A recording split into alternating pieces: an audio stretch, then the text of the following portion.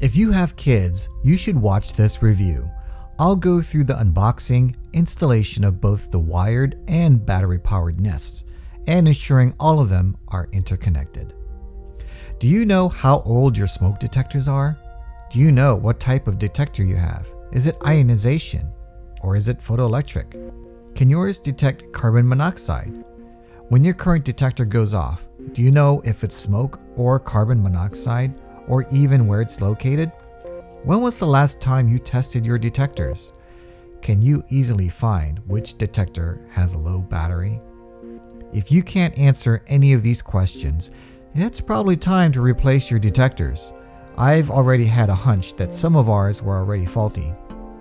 I have to be honest, I'm a gadget guy, and I first wanted these because it was another Internet of Things gadget. We already have the Nest thermostat, and I thought it would be cool to match these with the Protects. Then I watched a few fire safety videos and decided it's time to replace all my detectors. And you should too, even if they're not Nest products. If you bought multiple Nests like me, you'll want to set them all up before installing them. I'll begin with the wired model, since that will take a little more time to set up. I've already installed one in the family room. Here are some highlights of the Nest Protect. It speaks to you to tell you what's wrong and where the problem is. Sends an alert to your phone in case you aren't home. You can silence the alarm with your phone. The split spectrum sensor detects fast and slow burning fires. Most photoelectric alarms, if you have one wavelength of light that's good at detecting large particles from slow burning fires. But because of modern materials found in homes, fires burn much faster and create smaller particles. So they added another sensor with a shorter wavelength to detect those. It can see the invisible, deadly carbon monoxide you can't, and the long-lasting sensors help keep you safe and sound for up to 10 years. Here are the other sides of the box. It's nicely packed. I found it odd that our California home built in the mid-90s only had one wired detector. Although this is wired, it has 3 AA lithium batteries that provide backup power in case of a power outage. Okay, let's get this bad boy open. First off, you get some documentation explaining the lights. The good news is that you don't have to remember any of this since the Nest talks to you. Lights.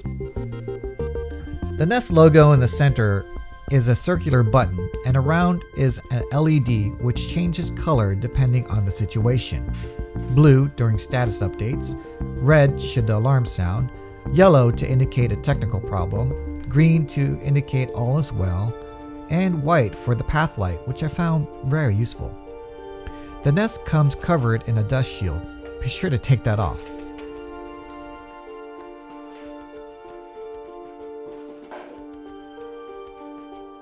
App setup. Start with opening your Nest app and adding a new product. This will guide you through when you select the Nest Protect. Then you take a photo of the QR code.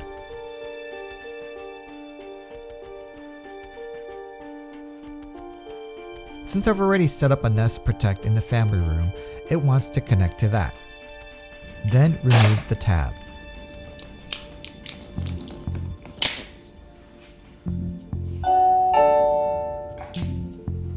Hi from Nest. Hola, saludos de Nest. Press the button now for English. Ready. Press to test. I'll continue with setting up the battery-operated one since it asked me if I wanted to add another Nest Protect. The good news is that it's exactly the same process regardless if it's wired or battery-operated. For this one, I'll set this up for the kids' room. Like before, it wants to connect to another Nest that was already added. This is why you should set them up next to each other before installing them. It makes it easier to press the button. While this is trying to find the other Nest, I'll take a moment to talk about the wireless interconnect, which is a feature that allows multiple Nest products to talk to each other during an alert or emergency alarm. If a smoke or carbon monoxide event is detected at one Nest Protect, all Nest Protects will sound an alert. For example, If there's an emergency in the kids' bedroom, all the Nest Protects in your home will tell you that there is smoke or carbon monoxide in the kids' room, even if you are in the kitchen downstairs. Traditionally, interconnected smoke alarms needed to be hardwired and were expensive to install as a retrofit. To make it easier, all Nest Protects are interconnected wirelessly, whether you have Nest Protects that are wired or battery operated. All Nest Protects can communicate if they're within 50 feet of each other inside a home. Nest Protects operate on a Nest-developed protocol called NestWeave that operates using 802.15.4 and Wi-Fi 802.11b, g, and n. If you have multiple Nests to configure like me, I wouldn't bother testing them until they're all set up. Ready. In the office. Press to test. This is only a test.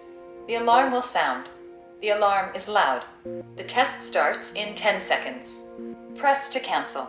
If you're worried about battery life, Nest claims that the 6 AA lithium batteries will last 5 years.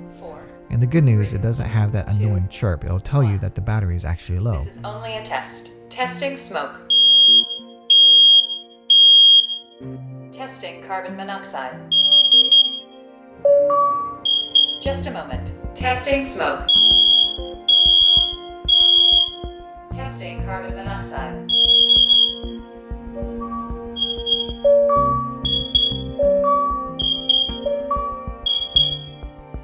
Finishing up. The test is finished.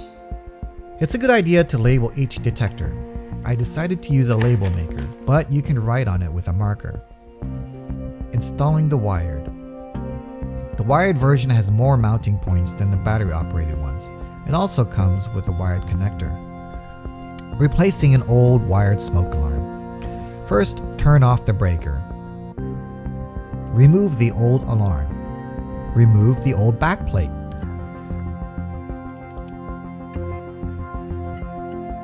Remove the old connectors. You'll just be using the black and white connector. The color connector is for the interconnect. Since my house only has one wired alarm, it wasn't connected to anything. Nest uses a mesh network, so it will communicate with the other Nest even though the Wi-Fi may be down. Connect the white main with the white. I just used the existing wire nuts.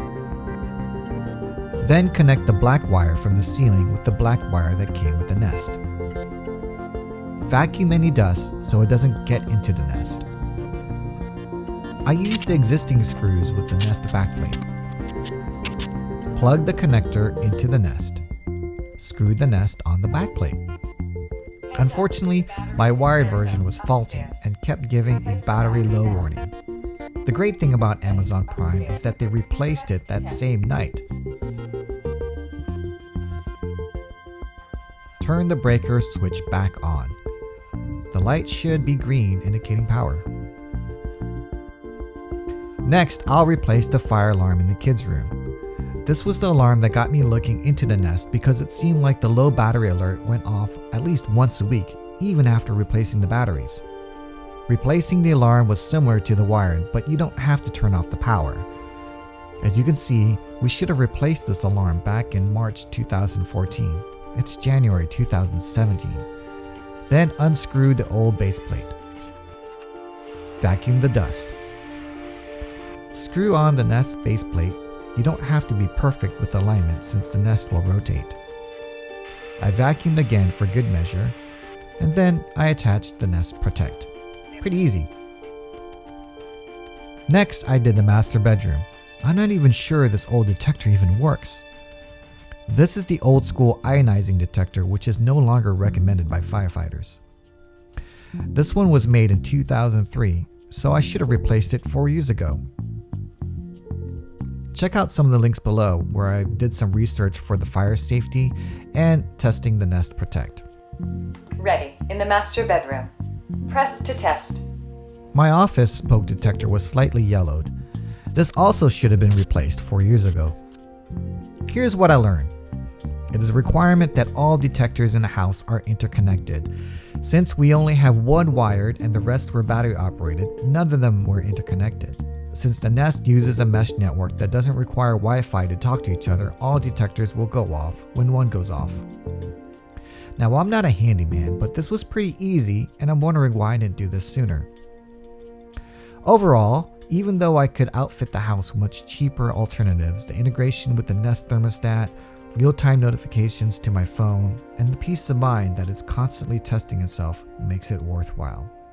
Okay, all the items that I talked about are in the description below. If you liked what you heard, give me a thumbs up. If not, give me a thumbs down. But regardless, if you have any questions, let me know in the comments below and I'll try to get back to you as soon as possible. Thanks for watching.